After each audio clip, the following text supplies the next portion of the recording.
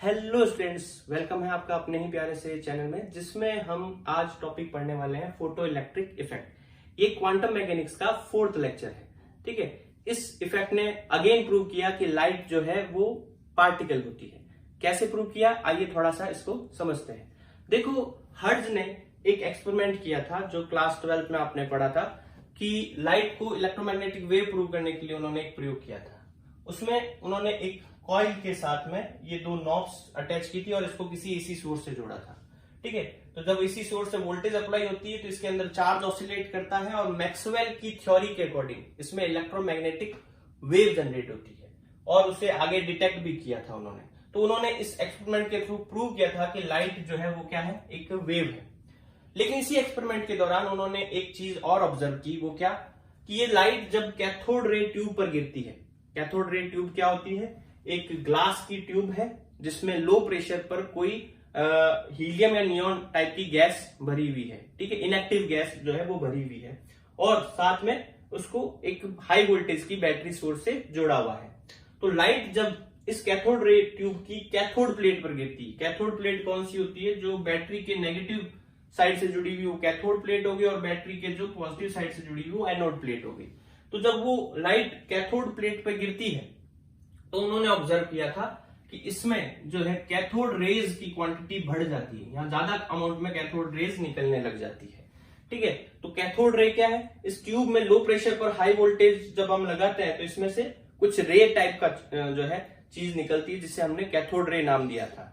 ठीक है, और ये कैथोड रे बाद में पता चला कि है क्या, इलेक्ट्रॉन्स ही है। ठीक है, तो उन्होंने ऑब्जर्व किया कि ये लाइट, और वो लाइट भी कौन सी लाइट? अल्ट्रावायलेट लाइट जब इस कैथोड पर गिरती है तो यहां पर कैथोड रेज बढ़ जाती है। कैथोड रेज बढ़ने का मतलब इसमें इलेक्ट्रॉन्स बढ़ गए। ठीक है, लेकिन इस चीज को उन्होंने उस टाइम इग्नोर कर दिया। लेकिन उनके स्टूडेंट्स ने आगे जाकर इस पर जो है एक्सपेरिमेंट किए और एक नया इफेक्ट ढूंढा जिसे बाद में नाम दिया गया फोटो इलेक्ट्रिक इफेक्ट। तो हर्ट्ज के स्टूडेंट लेनार्ड और मिलिकन ने इस एक्सपेरिमेंट को आगे बढ़ाया। उन्होंने क्या किया, ये जो डिस्चार्ज ट्यूब है, इस डिस्चार्ज ट्यूब के साथ में एक अमीटर और कनेक्ट कर दिया। फिर उन्होंने क्या किया कि कैथोड पर जो है अल्ट्रावायलेट लाइट गिराई। ठीक है, अल्ट्रावायलेट लाइट गिराने पर उन्होंने ऑब्जर्व किया कि इस अमीटर में करंट का अमाउंट ज्यादा बता रहा है, मतलब करंट बढ़ गया, सर्किट के अंदर करंट बढ़ गया। ठीक है, तो वो करंट क्यों बढ़ा होगा? उन्होंने इस बात का अनुमान इसलिए ऐसे लगाया कि जैसे ही अल्ट्रावायलेट लाइट इस पे गिरती है तो यहाँ कैथोड से क्या है, कुछ नेगेटिव पार्टिकल निकल रहे हैं। ठीक है, वो नेगेटिव पार्टिकल इस कैथोड से रिपेल हो रहे हैं। वो रिपेल होकर जो है एनोड की तरफ अट्रैक्ट हो रहे हैं। तो यहां से वो नेगेटिव पार्टिकल मूव करते हुए एनोड प्लेट पे चले गए और फिर इस वायर में फ्लो कर जाते हैं। जैसे ही वो नेगेटिव पार्टिकल वायर में फ्लो कर जाते हैं, चार्ज फ्लो कर जाता है, तो करंट क्या हो जाता है, बढ़ जाता है। फिर उन्होंने देखा कि लाइट गिरानी बंद करते हैं तो करंट भी कम हो जाता है। तो इस बात से ये जो है श्योर हो गया कि लाइट गिरने पर कुछ नेगेटिव पार्टिकल निकल रहे हैं। ठीक है, और बाद में ऑब्जर्वेशन से ये पता चला कि ये नेगेटिव पार्टिकल इलेक्ट्रॉन ही थे। ठीक है, फिर इस एक्सपेरिमेंट को उन्होंने और दोहराया, अलग अलग लाइट के लिए दोहराया। तो उन्होंने अल्ट्रावायलेट लाइट की बजाय इस पर विजिबल लाइट गिराई। जैसे मान लो एक बल्ब से लाइट गिराई इस पे, ठीक है, तो उन्होंने कोई इफेक्ट फील नहीं किया। ठीक है, कोई इंफ्रारेड लाइट गिराई तो कोई इफेक्ट फील नहीं किया। तो उन्होंने ऑब्जर्व किया कि ये जो फिनोमिना हो रहा है, इलेक्ट्रॉन बाहर निकल रहे हैं, वो किसी पर्टिकुलर फ्रीक्वेंसी की लाइट पर ही बाहर निकल रहे हैं। यानी कि हाई फ्रीक्वेंसी की लाइट पर ही बाहर निकल रहे हैं, लो फ्रीक्वेंसी की लाइट पर बाहर नहीं निकल रहे। और इस तरह से खोज हुई फोटो इलेक्ट्रिक इफेक्ट की।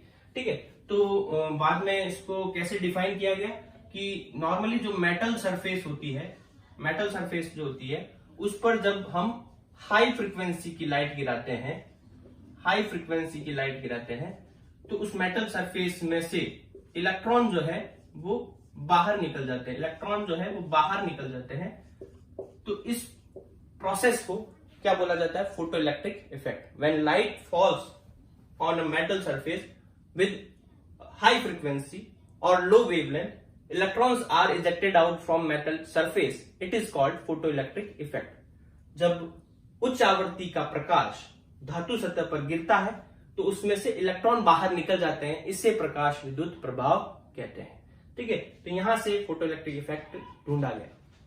तो लाइट गिरने पर इलेक्ट्रॉन कैसे बाहर निकल रहे हैं, इसकी एक थ्योरी प्रपोज की गई कि जो भी मेटल होता है वो मेटल कई सारे एटम से मिलकर बना होता है और एटम में इलेक्ट्रॉन जो है वो न्यूक्लियस के अराउंड घूमते रहते हैं। ठीक है, तो ऐसे इलेक्ट्रॉन जो न्यूक्लियस से टाइटली बाउंडेड होते हैं वो उसी के चारों तरफ घूमते रहेंगे, लेकिन कुछ इलेक्ट्रॉन ऐसे होते हैं जो न्यूक्लियस से थोड़े ढीले बंधे होते हैं, लूजली बाउंडेड होते हैं, तो वो क्या होंगे, एटम की सरफेस से बाहर निकल जाएंगे और पूरे मेटल में कहीं पर भी घूम सकते हैं। ठीक है, तो ऐसे इलेक्ट्रॉनों को बोला जाता है फ्री इलेक्ट्रॉन। और जो इलेक्ट्रॉन जो है उसी एटम में घूम रहे हैं, गाय जैसे खूंटे से बंधे हुए घूमती है वैसे घूम रहे हैं, तो उनको बोलते हैं बाउंडेड इलेक्ट्रॉन। ठीक है, और ये खुले सांड की तरह पूरे मेटल में कहीं पर भी घूम रहे हैं, वो कहलाते हैं फ्री इलेक्ट्रॉन्स।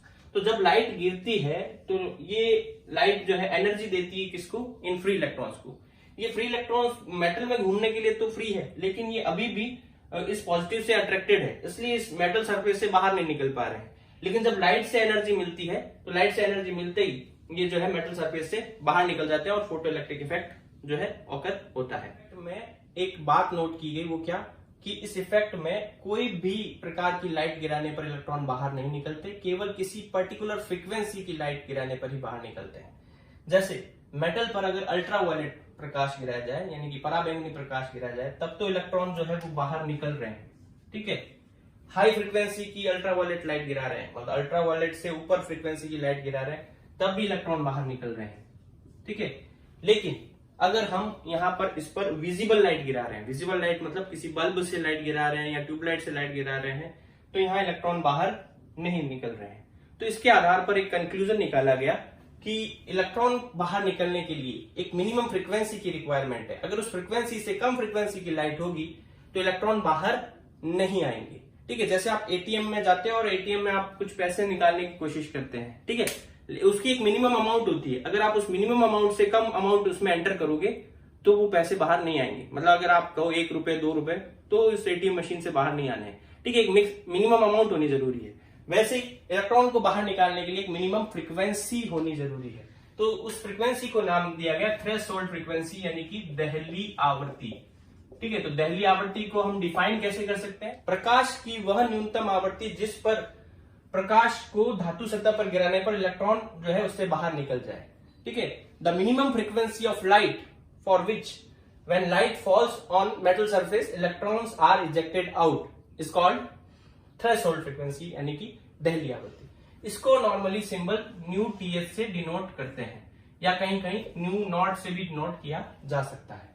तो थ्रेशोल्ड फ्रीक्वेंसी के बेस पर हम एक नया कॉन्सेप्ट दे सकते हैं, थ्रेशोल्ड वेवलेंथ, यानी दहली तरंगदैर्घ्य। हम जानते हैं कि वेवलेंथ और फ्रीक्वेंसी में क्या रिलेशन होता है, वेवलेंथ लैम्डा बराबर में c बाय न्यू होता है। तो हमने कहा कि जब फ्रीक्वेंसी मिनिमम होगी तो उस केस में वेवलेंथ जो है वो मैक्सिमम हो जाएगी। तो थ्रेशोल्ड वेवलेंथ को हम कैसे डिफाइन कर सकते हैं, वो मैक्सिमम वेवलेंथ जिस पर लाइट अगर किसी मेटल सरफेस पर गिरे तो इलेक्ट्रॉन बाहर निकल जाए, उसे थ्रेशोल्ड वेवलेंथ कहते हैं। ठीक है, जैसे यहाँ पर मेटल सरफेस है तो यहाँ पर अल्ट्रावायलेट लाइट अगर हम गिरा रहे हैं, तो अल्ट्रावायलेट लाइट से अगर हम विजिबल लाइट पे जाते हैं, विजिबल लाइट पे जाते हैं, तो विजिबल लाइट पे जाने पर आप देखो क्या होगा, फ्रीक्वेंसी डिक्रीज हो रही है तो वेवलेंथ इंक्रीज होगी। ठीक है, तो वेवलेंथ इंक्रीज होने पर यहाँ अल्ट्रावायलेट पर मैक्सिमम वेवलेंथ है।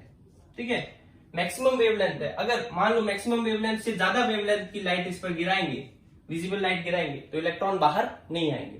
तो ये एक मैक्सिमम लिमिट देता है। ठीक है, जैसे एटीएम में मैक्सिमम लिमिट है कि भी अपने 10,000 से ज्यादा रुपए नहीं निकाल सकते, तो अगर आप 12,000 उसमें टाइप करोगे तो कुछ भी बाहर नहीं आएगा। तो वेवलेंथ के केस में हमें ध्यान रखना है कि वो वेवलेंथ की मैक्सिमम है, थ्रेशोल्ड वेवलेंथ, और फ्रीक्वेंसी जो है वो मिनिमम होती है। तो मिनिमम से कम नहीं हो सकता और मैक्सिमम से ज्यादा नहीं हो। थ्रेशोल्ड फ्रीक्वेंसी और थ्रेशोल्ड वेवलेंथ यानी दहली आवृत्ति और दहली तरंगदैर्घ्य के कॉन्सेप्ट को हम कुछ एग्जाम्पल से समझते हैं।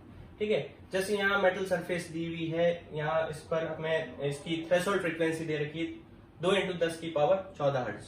ठीक है, अब इस पर लाइट जो गिराई जा रही है वो कितनी है, 3 × 10⁻14 हर्ट्ज की लाइट गिरा जा रही है।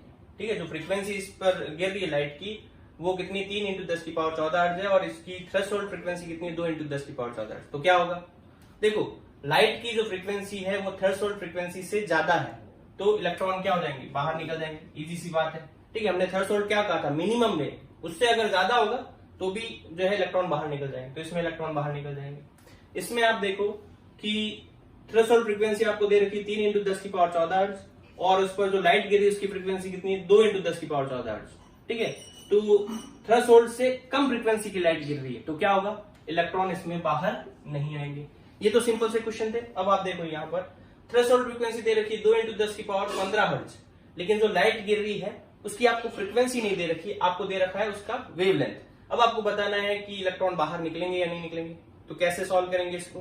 देखो आपको वेवलेंथ दे रखी है, उससे आप फ्रीक्वेंसी निकाल सकते हैं। कैसे निकाल सकते हैं, न्यू बराबर में c बाय लेमडा। c कितना होता है 3 into 10 to the power 8, 3 into 10 की पावर 8। लेमडा कितना दे रखा है 4000 एंगस्ट्रॉम। एंगस्ट्रॉम का मतलब कितना होता है 10 की पावर माइनस 10। अब आप देखो कि यहाँ 10 की पावर माइनस 10 है, ये 10 की 3 जीरो हो गए, इसको मतलब क्या मान सकते हैं 10 की पावर 3, और यहाँ 10 की पावर माइनस 7 रह जाएगी, ये ऊपर जाएगी प्लस का 7 हो जाएगी, 8 और 7 15।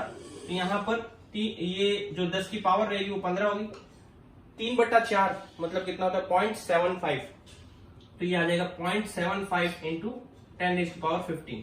ठीक है, तो इसको अगर अपने पॉइंट को आगे शिफ्ट करें तो यहाँ 10 की पावर 1 कम हो जाएगी, तो यहाँ 7.5 इंटू 10⁻15 हो जाएगी। यानी कि जो लाइट गिर रही है उसकी फ्रीक्वेंसी कितनी है 7.5 इंटू 10⁻15, और थ्रेशोल्ड फ्रीक्वेंसी कितनी है 2 इंटू 10⁻15। तो ये जो है 7.52 से ज्यादा है, इसका मतलब क्या होगा, इलेक्ट्रॉन बाहर आ जाएंगे। ठीक है, इसी तरह से आपको एक एग्जांपल दिया हुआ है कि थ्रेशोल्ड वेवलेंथ कितनी है 6000 एंगस्ट्रॉम, और लाइट कितनी वेवलेंथ की गिर रही है 7000 एंगस्ट्रॉम की। ठीक है, तो क्या होगा, इलेक्ट्रॉन बाहर आएंगे कि नहीं आएंगे। नॉर्मली क्या है 6000 है और 6000 से ज्यादा ही तो है, इलेक्ट्रॉन बाहर आ जाने चाहिए, नहीं। देखो थ्रेशोल्ड वेवलेंथ के लिए कॉन्सेप्ट क्या है कि ये इसकी मैक्सिमम लिमिट है 6000। 6000 से अगर ऊपर की वेवलेंथ अगर होगी तो यहाँ पर इलेक्ट्रॉन बाहर नहीं आएंगे। यानी कि दहली तरंगदैर्ध्य में जो तरंगदैर्ध्य होती है वो अधिकतम होती है, उससे ज्यादा तरंगदैर्ध्य की अगर लाइट गिरेगी तो इलेक्ट्रॉन बाहर नहीं आएंगे। ठीक है, लास्ट वाले केस में आप देखो थ्रेशोल्ड वेवलेंथ आपको 8000 एंगस्ट्रॉम दे रखा है, यानी दहली तरंगदैर्ध्य 8000 एंगस्ट्रॉम दे रखा है, और लाइट जो गिर रही है उसकी फ्रीक्वेंसी कितनी है 2 इंटू 10 की पावर 15। ठीक है, तो इलेक्ट्रॉन बाहर आएंगे कि नहीं आएंगे। तो यहाँ पर आपको वेवलेंथ दे रखा है, यहाँ पर फ्रीक्वेंसी दे रखा है, तो आप इस फ्रीक्वेंसी को वेवलेंथ में कन्वर्ट कर दो या इस वेवलेंथ को फ्रीक्वेंसी में कन्वर्ट कर दो, जो भी आपको इजी लगे। ठीक है, तो यहाँ पर आप जो है इसको सॉल्व करके हमें कमेंट सेक्शन में बताएंगे कि इसका आंसर क्या होगा, इलेक्ट्रॉन बाहर आएंगे या नहीं।